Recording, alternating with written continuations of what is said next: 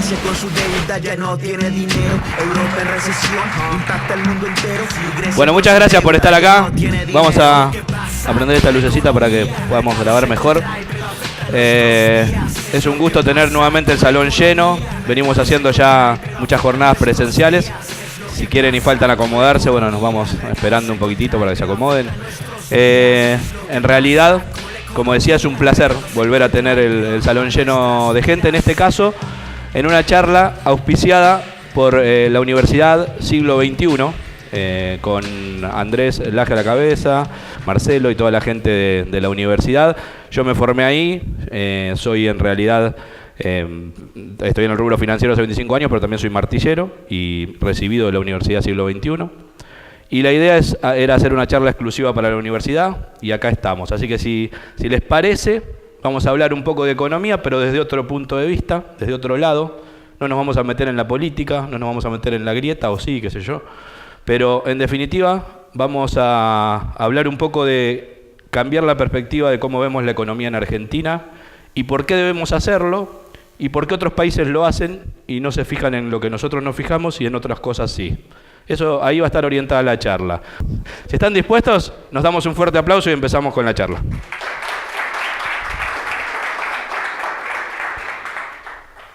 La pregunta y el comienzo viene con ¿qué somos como país y hacia dónde va nuestra economía? Creo que es la pregunta que nos hacemos todos. Y nos venimos haciendo todos desde hace un montón de tiempo. Van cambiando colores políticos, figuritas de un lado o del otro, pasan los años y siempre no podemos dar respuesta a esta pregunta. ¿Qué somos como país y hacia dónde va nuestra economía? La economía va para un lado, vuelve de nuevo a cero, va para el otro. En una parte donde va a avalar esto que digo. Porque nosotros nos están llevando a que de un lado y del otro tironeemos y veamos un triángulo de corto plazo. ¿Cuál es el triángulo de corto plazo? Inflación, tasa de interés y dólar. ¿No hablamos todo de eso en esta economía? Bueno, nosotros vamos a ver por qué otros países crecen y por qué países como que en algún momento fueron mucho menos que nosotros en cuanto a potencia, en cuanto a infraestructura, en cuanto a economía, en cuanto a educación, en cuanto a salud, hoy cambiaron su realidad.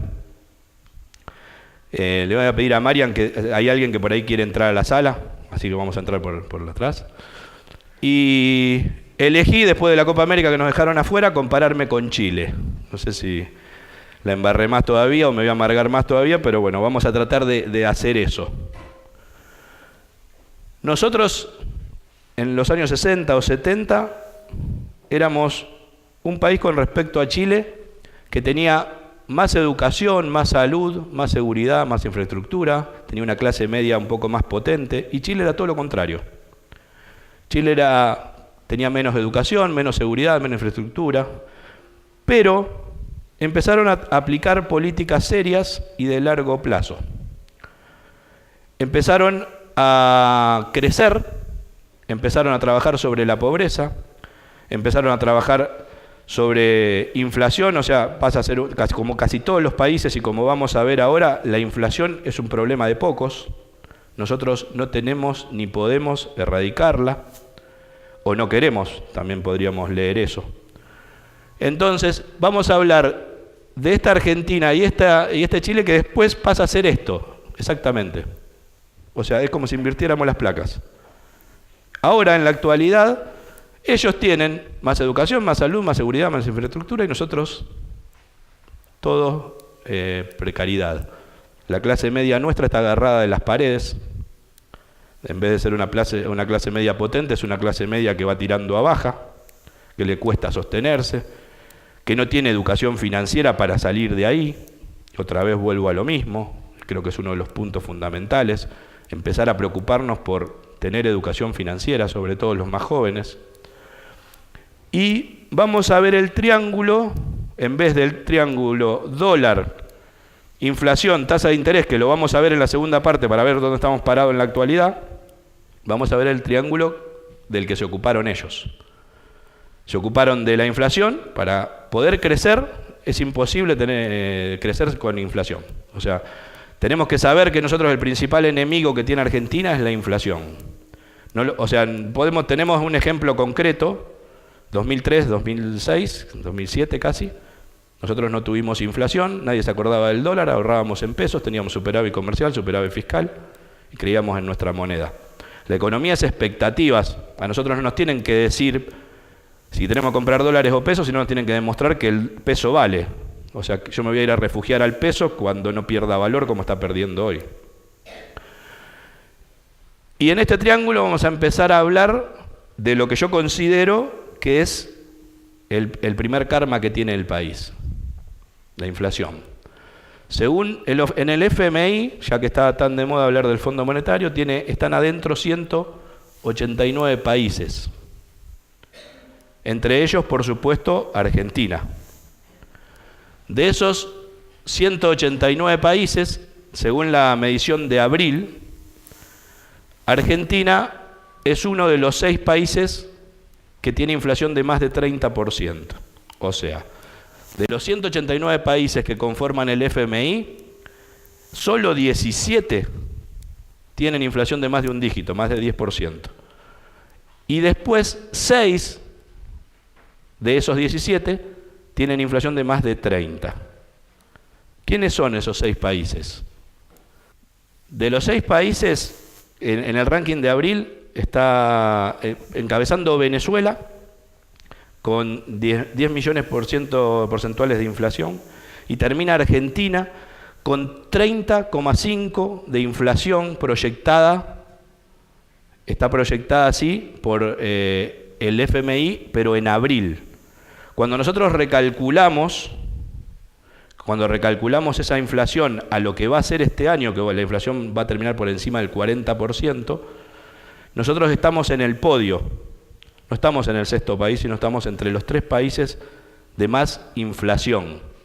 En los últimos 20 años, y esto es fuerte, si tomamos el promedio de crecimiento, o sea, los países importantes se dedicaron a crecer, y se dedicaron a crecer. Chile, por ejemplo, creció un 3% promedio. Hubo veces que creció al 5, 4,5 y otras veces más abajo del 3%. Pero creció promedio en los últimos 20 años 3%. Cuando vamos a compararnos nosotros en los últimos 20 años, hubo épocas que crecimos al 4, 5%, tasas chinas, como decían antes.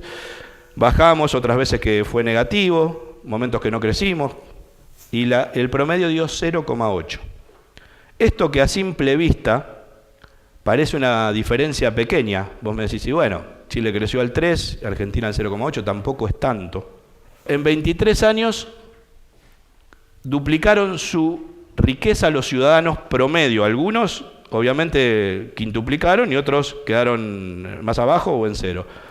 Argentina, a la tasa que vino creciendo en los últimos 20 años, para que un ciudadano argentino pueda duplicar su riqueza, le lleva 88 años. O sea, nosotros tenemos que, si seguimos este camino, los chicos que hoy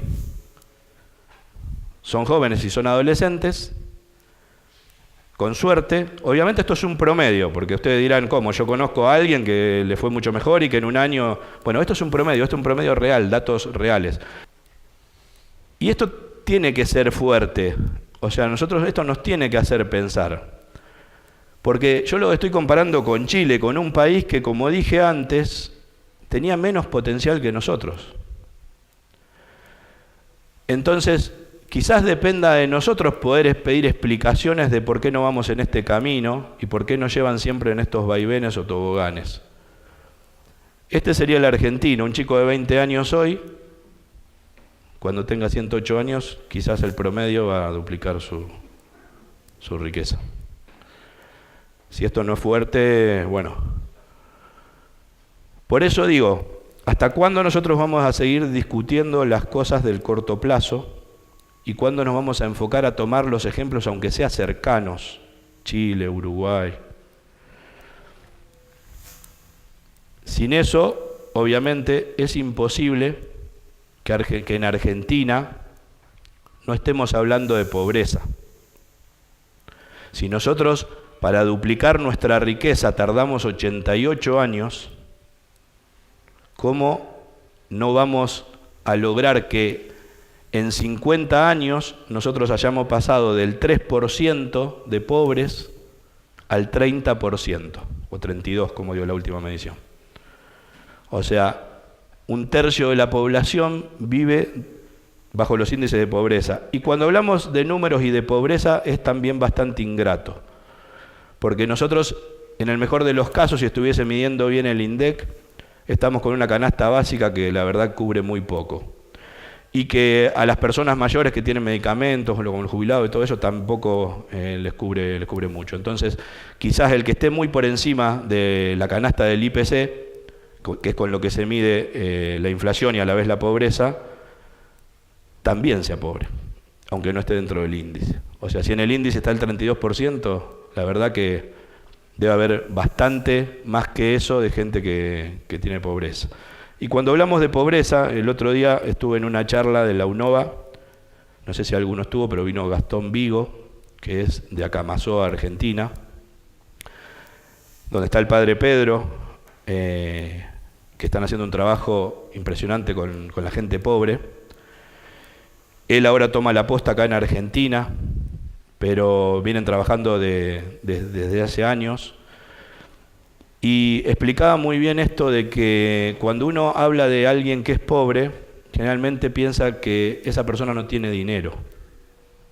De hecho, nosotros cuando nos encontramos con alguien que nos pide en un semáforo, en la salida del banco, en el centro, en algún comercio, enseguida sacamos algo, colaboramos. No está mal, por supuesto, pero obviamente el pobre tiene otras necesidades. El pobre generalmente no tiene cloacas, vive en pisos de tierra, para salir a trabajar tiene que salir del barro, sufre frío, en algunos casos sufre violencia, tiene hambre, escucha balas por la noche y también, dentro de todo eso, no tiene plata.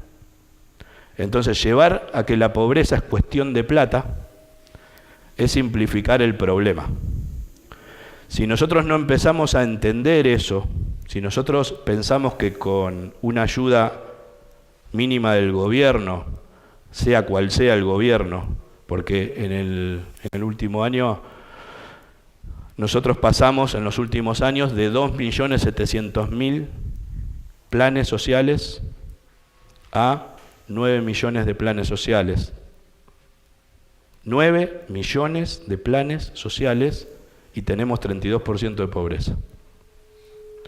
Está claro que el camino de erradicar la pobreza no es a través de entregar dinero sin exigir nada a cambio. Y acá es importante entender esto. Está bien que nosotros solucionemos la emergencia entregando algún plan asistencial cuando, por ejemplo, cuando fue la crisis de 2001 o todo eso donde el país estaba explotado, había necesidades, o ahora mismo donde hay necesidades. Sí, pero a cambio de algo. A cambio de tener un plan de corto, mediano y largo plazo que vaya sacando a esa gente a esa asistencia y que lo pase a formar y que a la vez le dé un trabajo o le dé oportunidades y pueda ganarse su dinero y entre otro que lo necesita. Y para eso nosotros tenemos que educarnos. Más en un contexto donde lo laboral nos viene a golpear fuerte. Estamos casi entrando en el mundo de la inteligencia artificial, robótica, donde miles de puestos de trabajo van a ser golpeados. Y nosotros, si no nos preparamos, si no nos formamos, va a ser muy difícil, y sobre todo para aquellos que no tienen recursos, poder salir de esta situación.